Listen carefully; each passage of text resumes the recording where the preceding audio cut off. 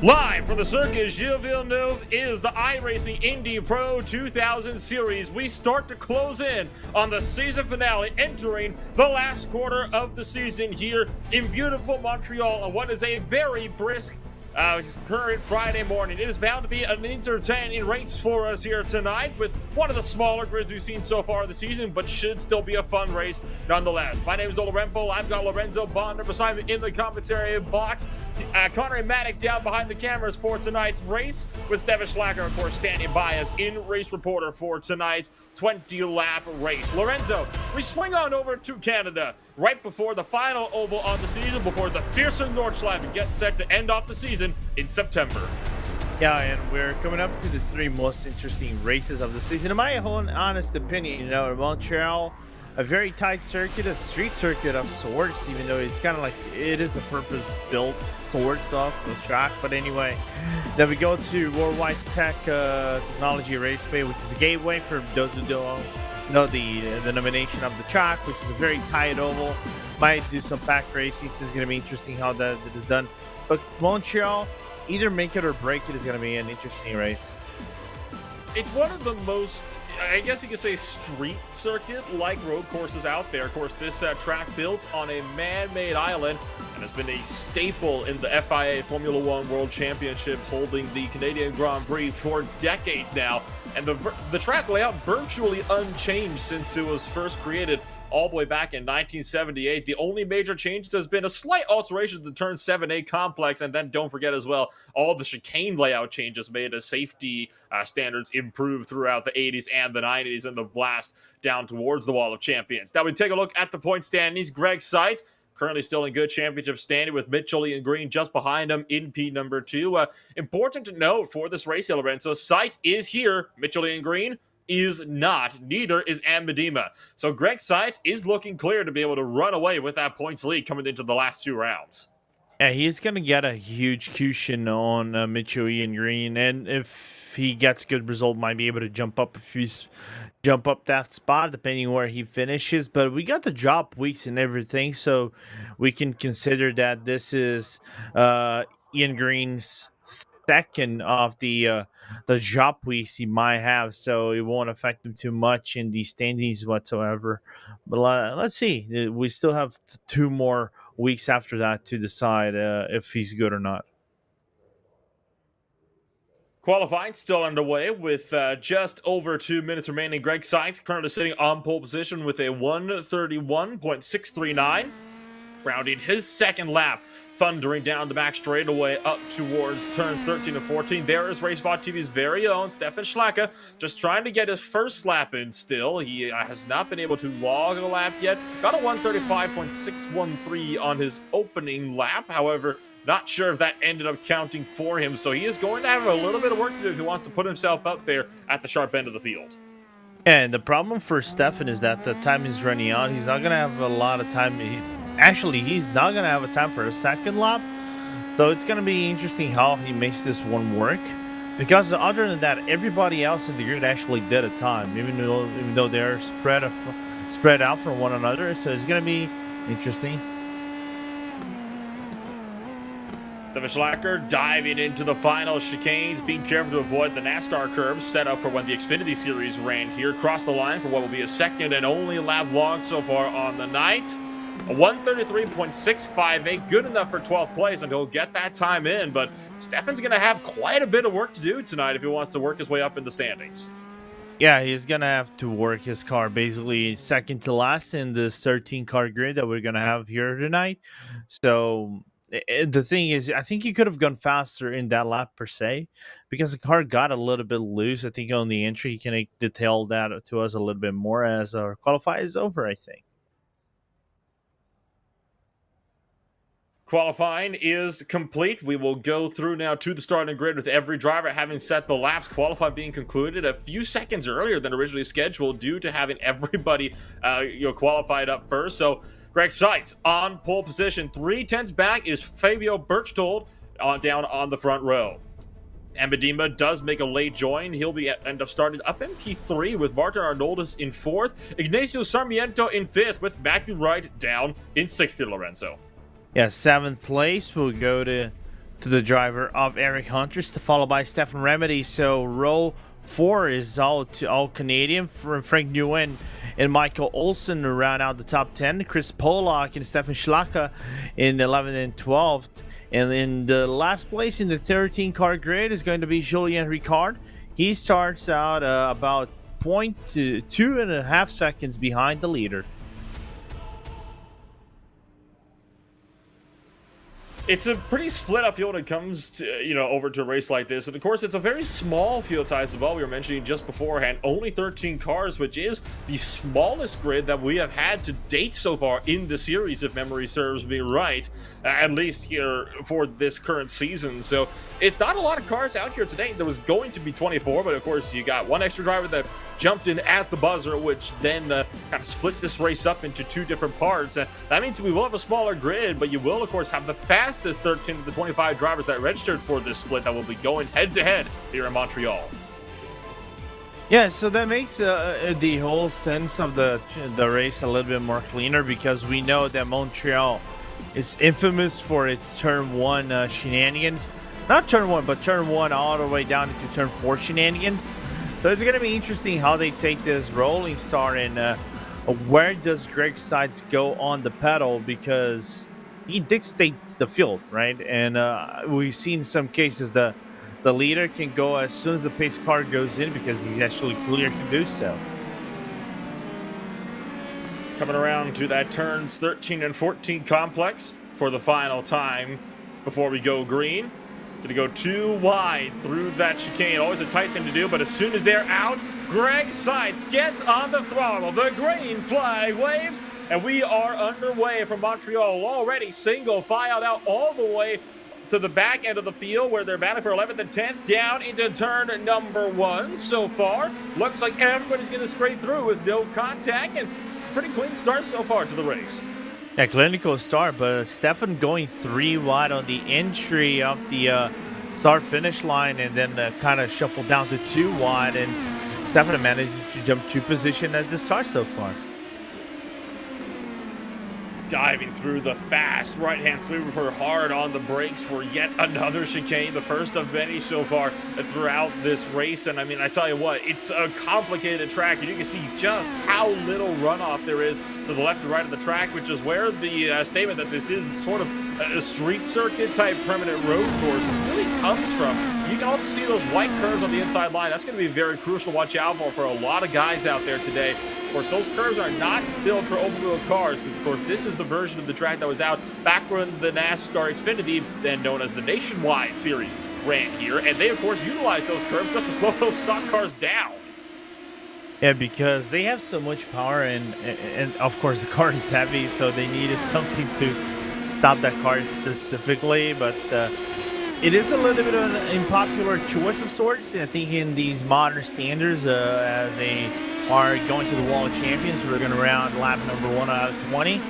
But if you take those curves properly, you can get so much time in your lap time if you aren't that aggressive. Greg Sides is going to lead the opening lap here from Montreal. That allows Fabio Berchtold to stay in second place, with Ambadima down in third. Arnold is fourth. Matthew Wright to round out the top 5 so far. First through 5th, kind of running back in the train. Then you got 6th and 7th, who are looking a little tight. So far, they are also remaining single file. So single file racing, it's definitely not uncommon to see at a track like this. It is a difficult track to pass at. It's very flowing, but that means there's not a lot of good places to pass at. I would say the 2 best places to do this are down, of course, into that final chicane, and then, of course, if you end up getting a good run out of that chicane, into turn 1. Yeah, there are a few spots. Of course, it isn't as many as we saw in the Apex F3 race that we had in Montreal a few weeks back. We broadcasted here on RaceSpotTV, me and Ewan Leary. Sorry, it wasn't Ewan, but anyway, as we see a car off in the track, that is Eric Hunter falling down on between 7 and 8. So finally, the second chicane claiming its first victim, or the third chicane, depending on what your circumstances are. I was down in the turns 8 and 9 complex. You're going to see Hunter going to be on the brakes and just lost it all by himself under braking. Good save, though, from the number 10 car to keep that thing pointed in the right direction. It ends up rejoining safely, so Eric Hunter will be able to get away with that one, I think, only just, and he'll be able to possibly restack him and maybe see if we can have another go at it. And fortunately, he's still in the track car one piece, and the only problem is that by going off the track like that, you got to slow down right about a second, and you have to slow down eventually, and you lose relatively about a second and a half to the rest of the grid. One thing that we're seeing, it was a little bit of a standard of sorts in the F3 race, is this pack racing. So if you are in the lead, it's very hard for you to break away from everybody else, especially if the other guys have speed, and the cars perform very similarly. So it will be a job for Sites to actually win this one. It won't be easy.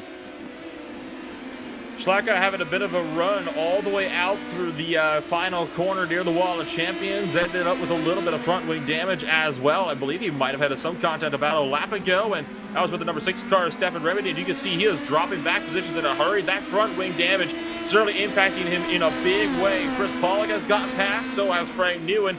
He is now under fire from Julian Rickard, trying to look down the inside into the hairpin. The 7 car with the lunge up the inside of Schlacka, and is going to be able to go through all together. And I tell you what, if that front wing damage, that's got to be what's hurting him here. It was about 2 laps ago that happened, in a bit of a scrap with Remedy.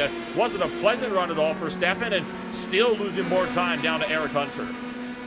Yeah, it's a tricky one, because I think we saw damage like that in Chicago.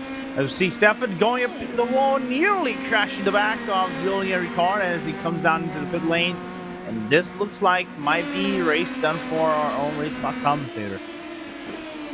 It's a real shame there to see from the number 8 machine. I mean, that's he was definitely looking for a good run today, and that little bit of contact, it's all it takes to try to, get that run secure, and that's all it takes to kind of just ruin your race. And Stefan learning that one the hard way. Surely that's a lesson he's already had to go through before, and it's just a shame he had to go through it again tonight. Yeah, it's a real shame, but of course there's more weeks for you to pick it up. It's currently at TNT Racing's 2, 3, and 4 with Birchtold, Medema, and Arnoldus running all the way behind the Rust Racing driver Greg Sides. And Sides has not been able to pull away from Birchtold up in the run for the lead. He is still hanging right around within the driver. About half a second has been separating himself and Birchtold consistently throughout this race. One mistake from Sides could find himself tumbling down towards the end of this thing. Yeah, because again, this is one of those tracks that if you overestimate or like don't take this track seriously, it will bite you in the rear quite quickly. So it's very easy to make a mistake, especially in this wall champion chicane, because of those curbs. Well, speaking of which, you just talked about how the Wall of Champions can bite you out. Well, Stefan Remedy just got bitten out by the Wall of Champions. Stepped back in over the curbs and backed his gearbox over into the tire barriers with a bit of a slide. Managed to hang on to it, but was not a pleasant run for Remedy. He was in a battle with Ignacio Sarmiento. Sarmiento, I believe, had just been able to fall back in line. You're going to watch on board with Remedy. He's going to go through and just take too much curb on the inside and shoot this car around into the wall. Yeah, I think if you really want to take one of these curves, he has to be the first curve rather than the second curve, because on the first one you kind of can save your transition going from right to left, and the car doesn't get doesn't become a slide when you're doing the transition on the left hand side. So that was a little bit unfortunate for Remedy right there. Remedy's not giving this one up, though. Clearly not a lot of damage on that number 6 machine. Going to look back to the inside of Sarmiento and try to lunge for down into the hairpin. Remedy is going to go through in turn 11, then out through 12. It'll be back in the hands of Ignacio Sarmiento, who will be able to get this long draft all the way down this back straightaway. Now Sarmiento, of course, trying to battle here for P6 on the track. Going to be drag racing with Stefan Remedy all the way down and into that final chicane. Remedy's going to go back to the inside. Is that too deep on the brakes, though, for the 6 car? Just barely gets that thing stopped. Take it back to Ignacio Sarmiento's. Remedy goes defensive to the pit wall. Yeah, and that was a little bit of expected of Remedy to become the Honda in the start-finish line, but managed to hold it pretty tight after the wall championship chicane right there. So manages to retain P6 from Ignacio right now. So real battle over here in the middle of the pack for top 6, and Sarmiento, no lack of effort trying to get that position, but Remedy just was the superior driver right there. It's a great battle that we're seeing here for 6th and 7th place, and I'm honestly a little bit surprised that Stefan Remedy was so aggressive both on offense and on defense. You usually don't see drivers dive bombing it down the inside of the chicane. It usually does not end terribly well for you. Oh, Matthew Wright, I'm watching him just tumbling down the order. He's in the wall right in the, I believe that's the turn 8 and 9 complex, and he has taken the tone of the pit road and, in fact, the garage. Matthew Wright, the next driver to get caught out for this, and the first official DNF on the night. We're going to watch this with the 11 car as he had a big shot into the wall. Now let's take a look on the replay as he goes between 8 and 9. And like I said, 8 and 9 is probably the hardest chicane out of the bunch, in my honest opinion, especially this transition to the left-hand side, and he goes full on into the wall, and there's nothing he could do right there. That's basically race over for him. Battle for P3 and P2 is on. Amadima trying to find the inside of Fabio Berchtold. So you got a lot of different battles developing on that. Battle for P6 and 7 has split apart, so we'll keep our eyes on this battle for the podium positions, which is definitely going to be a huge plus so far for a lot of these guys out there in the field who are hoping that these guys start to battle a bit harder. Maybe they take themselves out and they can pick some free spots. Don't discount the battles further down in the field as well. 8th, 9th, 10th, and 11th are all running in a little bit of a line, about the same distance as 2nd and 3rd place are here, and those also have the potential to pick up at any moment. Yeah, and what has been very interesting for me is the fact that both Berchtold and Medema have been able to be, I think, a fraction faster per lap. But when we talk about these marginal gains on the driver ahead of you, I think they are being able to get that fractional gain on sites. It isn't huge, but the last 2-3 laps they were faster than sites, and thus the fastest lap of the races have been owned to them. Amadima, I believe, might just be a little bit faster than Berchtold at the moment, but he's not been able to really kind of get the run because Berchtold has been utilizing the draft of sights to stay out in front of his TNT Racing teammate. We ride on board with Medema this time by all the way out through the pit straight and in the right towards turn number 1. Lifted off the throttle a little bit there. All right, that tells me that Medema is deliberately staying in behind the teammate of Fabio Berchtold for the time being, trying to see if maybe they can use Berchtold to pull her way up to Greg's sights, and there you saw it, fastest lap twice in a row for Medema. Yeah, not surprising whatsoever for Medema to get the fastest lap. One of the things that it isn't as huge is probably in the track, let's just say like Monza. We last saw a race like this, pack racing like this, is the air effect. You don't get those high-speed corners or highly demanding downforce corners where you can be pushed off and get that aero watch. You basically can get tucked in for the majority of the race, get that speed, and eventually be fast consistently. The problem is getting close and making that overtake if you are maybe the second car or third car back, because you have to work, you have to be aggressive on your throttle. Continue to ride on board of that number 2 machine. The top 3 separated by just under a second. Tell you what, Amadima has been doing a great job at trying to run down his TNT Racing teammate, but even though he has been there a couple of times, it's been a bit of an interesting one, hasn't it? He's just stuck this one in line, not elected to fight Berchtold too hard at the moment. I think, like I was talking about, trying to use Berchtold to maybe pull him up to Greg's sides to make a run for the lead, but I don't think it'll be working for him. They might need to consider the swap here. That's what Medema is going to try to do down to the turn 1. Oh, and oh my gosh. Step for the back end out as they go through the apex, and Medema going to hang on to that one only just, but that has cost him half a second up to Greg Sykes. The gap now over 1 second. That might have been the move that Sykes needed to finally secure his lead. We'll have to look and see if that is actually the move that sealed the deal for Sykes, but Here's the thing. It's going to be interesting how Medema now goes as the hunter instead of how Berto was acting the hunter, because looks like it didn't have it has no effect whatsoever. Medema is just being able to close by every single corner, specifically up to the point that the gap right now is 0.8 of a second.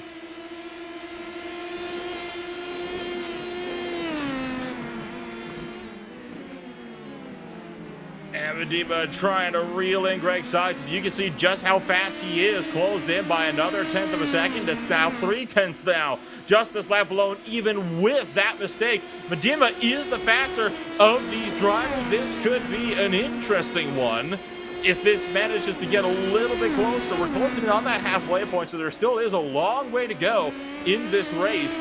I have a feeling, though, this battle for the lead, it is far finished. Oh, maybe it might be there. Medema into the wall of champions. Into the wall of champions, basically grinding that wall, and that opens the door for Berto to switch back positions, go back to second place, and also in consequence, I think kind of brings Martin in notice as well as we look at the replay that grind from Medema into the wall of champions. On board with Medema, just too wide, clipped the tire bear in. That's what sent him into the wall. Doesn't look like it was enough, I'm going to say, to damage the front wing, but it was enough to lose him the spot back to Fabio Berchtold, who is now going to be well and truly clear out in front with the 2.5 up to Greg Sides. That was the last thing Medema wanted to have happen, especially when he knew he was definitely faster than Greg Sides was. Yeah, and I think furthermore, you were talking about sealing the deal for Greg Sides. I think this was the one that sealed the deal, in my honest opinion, because we are about to go halfway through this race, and of course, still a long race left to decide who's going to be the winner. But having both drivers lose relatively 1.5 to 2 seconds to Greg Sides, who's just been consistently fast, is the one thing you cannot have this point of the race right now.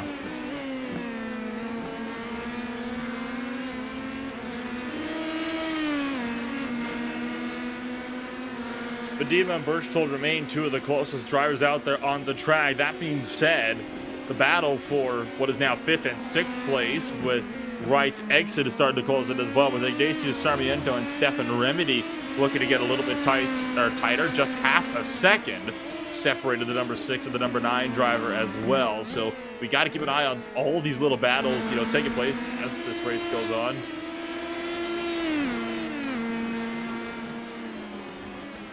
Tell you what, it's been a great race, though. I mean, you got the TNT teammates that are looking to do battle for 2nd to 3rd place out there. You got P6 and 7 that are trying to close the gap.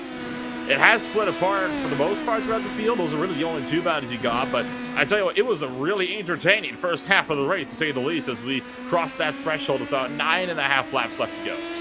Yeah, 9.5 laps to go. It's still interesting. If I recall correctly, we have a TNT Racing 2, 3, and 4, because our notice, I think it is their last teammate out of the bunch. So I think the TNT directors will be happy with this result. Of course, they won the win in this race, but having 2, 3, and 4 is going to be good for them. They're going to get that I rating up, and if this was a team championship, I think this would have been the prime opportunity as Medema goes on the inside.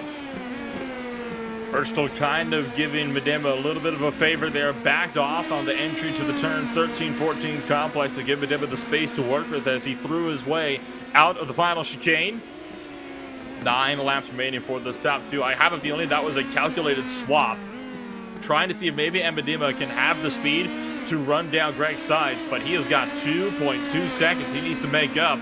It might be a bit of a dicey one to see if he can work his way out there. He's got a lot of time to gain. I think he has to gain about 0.3 of a second per lap to be within relatively good draft from Sides. Then you kind of, and I say, of course, you can close that in about 6 laps, 7 laps, but you need that at least a lap and a 2 cushion for you to be aggressive and make the move on Sides. So it's going to be an interesting scenario to develop right now for Medema, because he's putting the work in. He's slowly catching up, but he needs more pace.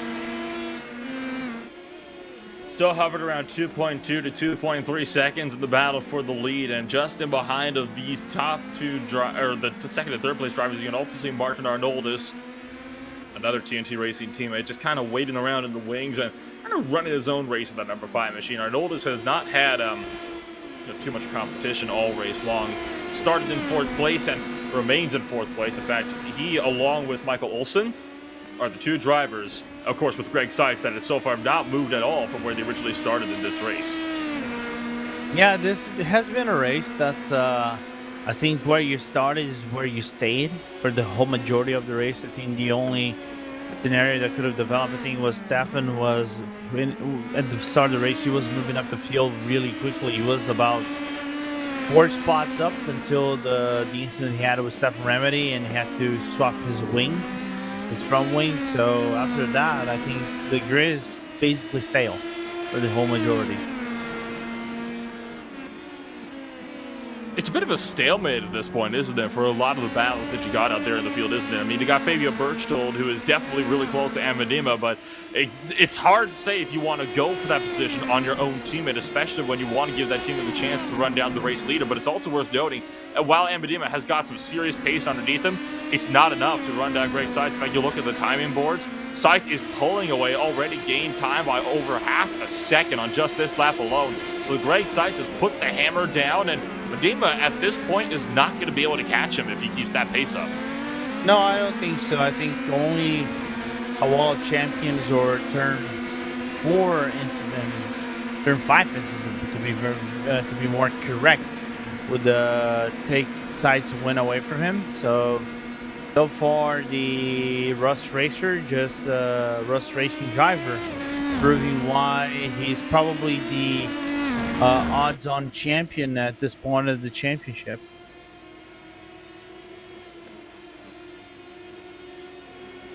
Seven laps remaining. Greg Seitz logging the quickest lap of the race with a 1:31.546. That time, just 0.2 of a second off of his fastest qualifying lap. So Greg Seitz is absolutely flying out there. I think there's no stopping Seitz at this point of the race. Maybe if we hadn't had the situation with Medema going to the wall, maybe this could have been a little bit different. But that's racing, you know, it happens.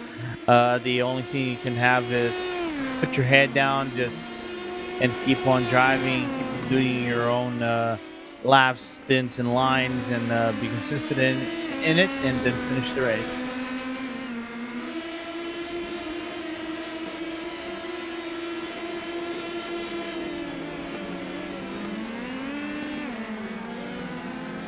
Look at how much Berchtold closed in that time by through the hairpin. I mean, Berchtold wants to go for that position. You can tell he is sticking nice and close to Medema, and I think at this point, he's waiting to the point of no return, but it's absolutely guaranteed that Medema will not be able to run down Seitz. We can try to maybe go for that position.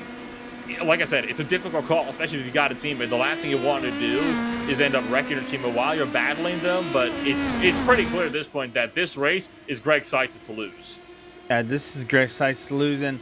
I think the last time we saw teammates battling for a position was on the Red Bull Ring, and we saw what happened over there. I think a few sparks, put it mildly, came out of the Austrian track between teammates. So let's hope the Canadian effect doesn't get applied too much over here in terms of sparks.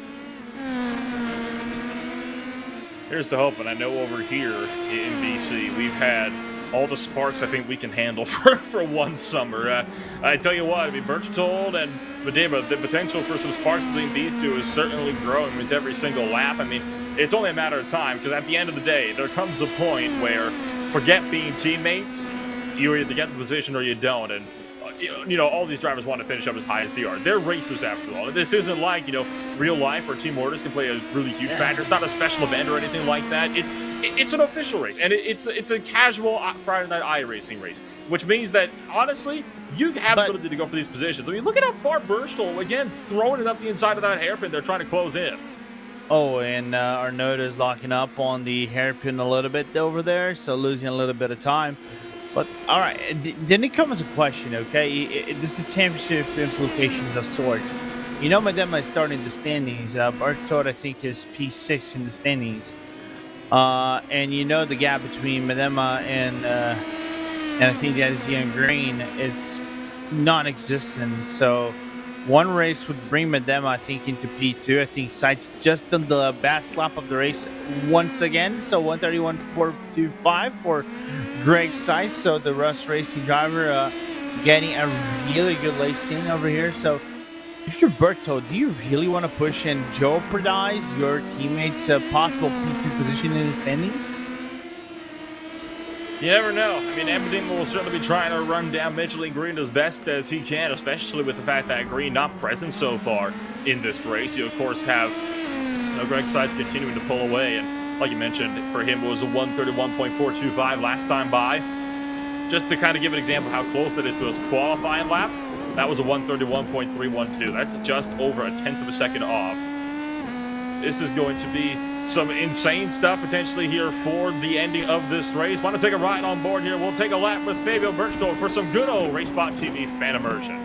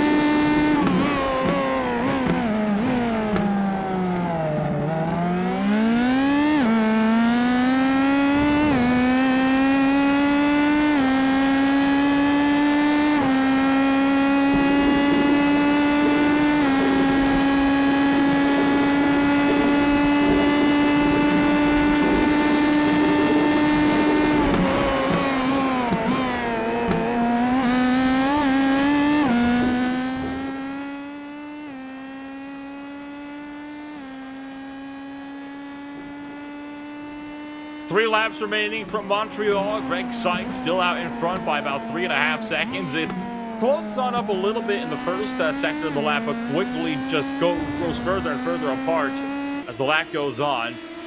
Embedema and Fabio Berchtold still the closest two drivers on track in second and third place, with Martin Arnoldo's in third. Fifth place on Stefan Remedy was pulled away from Sarmiento, with Frank New in seventh, Pollock 8th, Hunter 9th, Olsen 10th, Schlacka in 11th, Julian Rickert in 12th place, the last car on the lead lap, and in fact the last car running in the race as well. Matthew Wright crashing out of the race by himself in the turn 8-9 complex about 11 laps ago. So the way it sits, I mean, unless anybody makes a really big error here, Lorenzo, this is pretty much how things are going to shake up for the race. I mean, Fabio Berchtold, we talked about it, maybe he could have a pass with Embedema and maybe a battle in the closing stages, but even that gap has started to expand a little bit, and he might not even be close enough. He would have to, at this point, reel in, 3-4 tenths a lap to make that pass work. Yeah, it's getting complicated. I think Medema's pace has been so much better than Berchtold on the long run that Fabio wouldn't be able to contend anytime soon. So he just let end go by and then get the points necessary for him to overtake Ian Green in the standings. If that happens, but it's gonna be an interesting one because apparently Medema went a little bit defensive right there. 2 laps remaining. Could be an interesting finish here, provided that Birchtold can close into Amadima, but the way it's looking, it's not really going to be a possibility. Birchtold misses the mark in the turn 3 and 4 complex and out through this long right-hand sweeper of turn 5. Honestly, one of my favorite sections on the track. Not because it's a good pass opportunity by any stretch of the means, but just how thrilling it is to watch these cars duck their way through. It is insane, especially if you look at some of the faster cars even, like the Williams FW31 or even the McLaren MP430 on iRacing. It's good fun to watch a couple of cars go through there, even single file. It's very fun, you know. It's a low-powered car. It's not easy for you to drive specifically because the car can get a little bit twitchy depending on the setup. But I'll tell you one thing, and again, I already took shots on F3 last a few weeks back. I'm gonna take one more again. I prefer driving this car much more than the F3s around this track than because the F3s have a twitchiness within its car in this track that I don't know, it doesn't vibe with me. This car vibes with me a little bit more than what the other car does. Last lap board display. This is the final lap now of the race. Greg Seitz just clocking on to lap 20 now, and that has basically confirmed that apart from Matthew Wright, who DNF, we will have everybody finishing this race on the lead lap. Lap traffic will not be playing a problem today like it has on some of the tracks earlier on in the year. The battle for second place still breaking further and further apart. The gap now about up to a second here. Les Birchtold can try to force Medina somehow into a big mistake or makes literally the almighty sin, which would clean both of them out from that far back. And this is going to be all Medina down in second place. Now, unless Medina makes a real big mistake, it would be his. And Seitz once again proving why he's a championship leader and probably the de facto champion over here in the season 3 of the Indy Pro 2000. Of course, we still have Gateway, or the Worldwide Technology Raceway, and the last track of the Nordschleife to see if that actually is going to happen. But all indicates that there is little to no chance that Greg Seitz loses just championship right now. Coming around through turns 13 and 14 on the brakes will be the final time today. Ducking through the chicane and out past the wall of champions. Greg Seitz takes a commanding victory here from Montreal with Amadima and Fabian Birchtold running 2-3 behind. Martin Arnoldos rounds out a TNT Racing 2, 3, 4. Great result for the TNT Racing crew today. The result 3, 4, and 5. That's Bergen, and we saw Stefan Remedy crossing 5th. This is, I think, Frank Nguyen in his, I like to say, Uralkali meme livery of sorts. Instead of Uralkali is the Uragoner, so it's a little poking fun at the Haas livery of sorts. He will cross in 7th place here in the Montreal track. The last relative battle on course is between Stefan Schlacke and Julian Ricard, but there's just over a second between them as well, ducking down that back straight up towards the final pairing of corners. And this is, of course, the last couple of cars need to cross the line as well. You see Stefan pleased to, at this point, finish the race, weaving back and forth across the track, and will be on the brakes. Be careful to avoid that wall, of course, the very infamous wall, and looks like we'll be through clean and sound. That is going to round out round number 10 of the iRacing Indy Pro 2000 Championship as Stefan Schlacke having a bit of fun as he crosses start-finish. Well, let's take a look now at, of course, the post-race results after what has been, let's say, a casual race here from Montreal. So it's Greg Seitz to take a commanding victory of 4.3 seconds over Amadima. Fabian Birchtold down in 3rd. Martin Arnoldas is in 5th place with Stefan Remedy in 5th. Ignatius Sarmiento Lorenzo rounds out the top half of the field. Then the bottom 10 of this field is Ignatius Sarmiento, Frank Nguyen, Chris Pollock, Eric Hunter, Michael Olsen round out your top 10. Then we go to Stefan Schlacke in 11th, Julien Hicard in 12th place, and then the 13 car grid finish with Matthew Wright being the only DNF of this race, 15 laps back. 15 laps behind for Matthew Wright. It's an unfortunate thing to see happen, and reminds you, of course, just how tricky this track can be when it really bites out like that. Tell you what, though, it is bound to be an entertaining race going forward throughout the remainder of the season. Unfortunately, not left with a lot of time at all here in the iRacing Indy Pro 2000 series, so that's going to be about all the time we're going to have for one day. Don't forget, though, you got, of course, the Apex Dallara Formula 3 series coming up in just short order, along with the iRacing Formula V series swinging back on over to Lime Rock Park. Should be a great run for those two series as well. So, for myself, Nola Rempel and Lorenzo Bonder up in the commentary box with Conor Matty down behind the cameras, we will bid you all farewell.